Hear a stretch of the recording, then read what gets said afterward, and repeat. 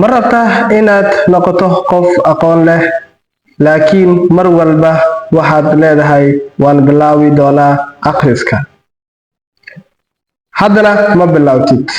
maanta waxaan kuu sheegi doonaa 5 hab oo aad ku bilaabi karto wax akhriska assalaamu calaykum waraxmatullaahi wabarakaatuh maanta iyo muuqaalkani maanta sida hordhaca barnaamijka ku soo aragteenba waxaan idinku sheegi doonaa ama idinkaga faa'iideyn doonaa 5 hab oo fudud oo aad ku bilaabi karto wax akhriska ama qaabka wax aad u akhrin lahayd channelka dadku cusub tahay fadlan subscribe saaro haddii hore aad joogteena like share and comment waa dhankaaga haddaan gudaha u galo hababka aan kuu sheegayo waxaa ka mid ah kow bilow buug yar markii lagu leeyahay bilow buugga yar inta badan wuxuu kaa saacidayaa inaad fahanto sheekadani ama waxyaabaha aad akhrinayso nuxurka ay leedahay qaabka ay u socoto iyo waxyaabaha ay ku saabsan tahay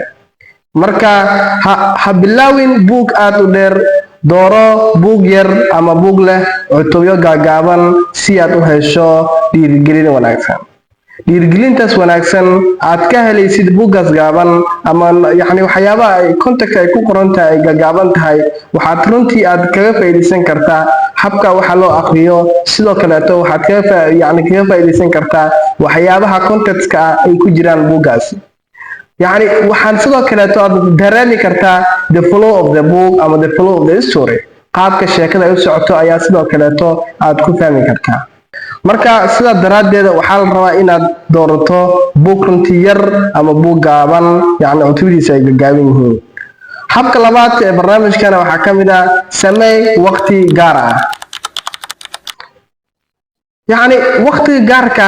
waxaa la rabaa inaad doorato waqti gaar ah waqti ku gaar ah maalin kasta tusaale waxaa la rabaa maalintiiba inaad ka dooran karto at least inta u dhaxayso 10 daqiiqo ama 10 daqiiqo subaxdii ah ama 10 daqiiqo oo ah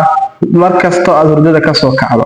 anytime you wake up from the sleep waxaa la rabaa inaad go'aansan karto ama aad samaysan karto 10 minutes to revise or to read something before you wake up from the bed or anytime from early in the morning.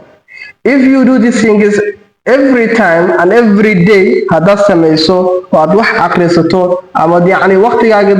waqtigaaga saacad ka mid ama daqiiqo ka mid aad yeelato oo meel aad ku qorato aad u hogaansanaato what I'm sure is waxa xaqiiqa inaad samayn kartid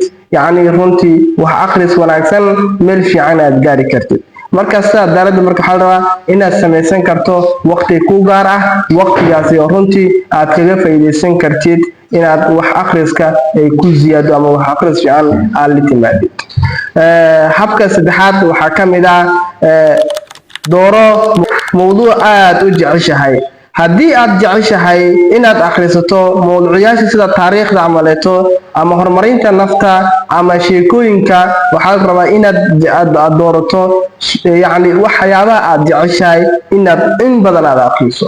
waxyaabaha aad jeceshahay aad rabto inaad akhriso waxay ku sahlayaan marka ay kuu dhiirigelinayaan in runtii aad noqoto qof wax akhrin kara qof wax akhriskiisu wanaagsan yahay wax uu akhrinayana ahamiyad u haayo fikirna u haayo waqti uu gelin karo laakiin ka war haddaad maanta soo qaato buug aadan waqti u haynin ama niyad xitaa aad u haynin haddaad iska furto aad leedahay waxbaan akhrisanaya maanta oo dhan you end up of flapping all the book inaad buug gadgadiisa mooyaane faa'iido kama keenaysid marka it is good marka inaad dooqado what you like waxaad jeceshahay inaad doorato like taariikhda ka mid ah horumarinta nafta ka mid ah ama sheekooyinka ka mid ah marka dooro buug ku saabsan mowduuc aad u xiisayso waxyaabaha runtii aad u xiisayso dooro si marka wax akhriskaaga u noqdo mid runtii aad u wanaagsan habka afraad ee barnaamijkana waxaan ku fiiri doonaa iyadana ka fogow qalabka mashquuliya markaad akhrinayso waxyaabaha aad gacantaad ku hayso ama waxyaabaha aad ku guda jirto iskaga fogow sida telefishinada ka fogow sida social media ka fogow because adoo wax akhrinayso for example you are sitting on the reading table ka fadhida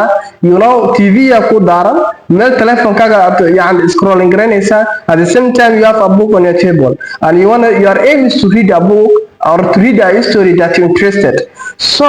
at the same time that the TV is going on and your phone is on the table, you cannot revise what you wanted to read. You cannot do anything. Marka it is good marka inaad ka fogaato, go to a sitting room, hoosaas kaga soo xirto, yani aad dejiso, then open your book or open whatsoever you wanted to read. Aad dib u furto kadib aad akhriso ayaa la rabaa. So waxaa la rabaa marka inaad ka fogaato qalab kasto aad gacantaad ku hayso, yani ay ka mashquulinayaan wax akhriska, inaad ka fogaatid ayaa la rabaa. Habka shanaad waxaa ka mid ah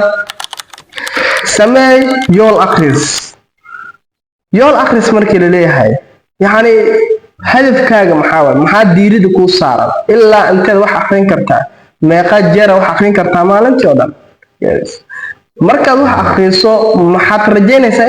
inaad noqotid, inaad heshid qof aqoon-yahan miya, qof qoraa miya, qof runtii yani whatever lawyer ma ha noqon kartaa. What do you want to be? yani how would you want to be? marka waxaa la rabaa marka inaad yani yool aad yeelatid. waxbaa iska akhrinaya lama rabo, bugaan soo qaadanaya maanta oo dhan gadgadinaya lama rabo. You must have a goal, you must have an objective, you must have a goal oo yani meel ku wadi karo, oo meel ku geyn karo. So yani waxaa la rabaa marka maalintiiba inaad yeelan karto inaad akhriso 5 bog. 5 bog maalintii ma akhrin kartaa, ama yani hal bishii ma ka akhrin kartaa, almost 2 topics ma ka akhrin kartaa. You know, you must come up with an objective. يعني maalintii akhrin karto almost 10 pages akhrin karto, it is well and good. haddii maalintii akhrin kartid one chapter, it's well and good. inta badan buugta novelka they almost read 10 ama 11-12 pages. Then it is good marka maalintii waxaad akhrin karto inaad yani already ku base gareysanaadaan. yani intaad buuga la soo qabato from the first chapter ka soo bilaabaya oo waxaan geenay page 35 or 37 geenay, it's not possible. wax akhris ma noqonayso taas. marka waxaa la rabaa in aad wax si wanaagsan u akhriso, si oo marka ay ku jirto si yani xal ku dhig leh ama yool leh. marka waxaa la rabaa maalintii inaad akhrin kartid 5 bog camal inaad akhrin kartid, waa very good. ama halkii bil waxaa la rabaa inaad akhrin kartid at least 1 chapter inaad dhammayn karto. so it's good markaas yani waxaa noqonaysaa qof readingkiisa wax akhriskiisa uu yahay mid flow ah, oo meel u socdo, oo juhdi soo geliyay, mustaqbalna ka rajaynayo. marka waxaa la rabaa marka yoolkaagu wuxuu ku caawinayaa inaad joogtayso wax akhriska, because haddii aad yool aad leedahay meel aad u socoto, you just consistent your reading. maalin walbaad joogtaynaysaa si aad u noqoto marka qof yani aqoontiisii balaaran ama aqoontiisii meeshuu halkaas joogay ka durugsan tahay. marka inaan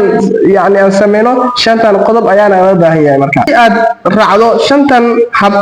wax akhrisku wuxuu noqon karaa caado ku fudud oo noloshaada bedesha. haddii aad ka heshay muuqaalkani bilow ilaa dhammaad, fadlan channelkani subscribe saaro, siina share garay si asxaabta kaleeto ay ugu faa'iideysan ayagana. aad iyo aad ayaad u mahadsantahay haddii aad soo gaartay ilaa dhammaad. Thank you very much.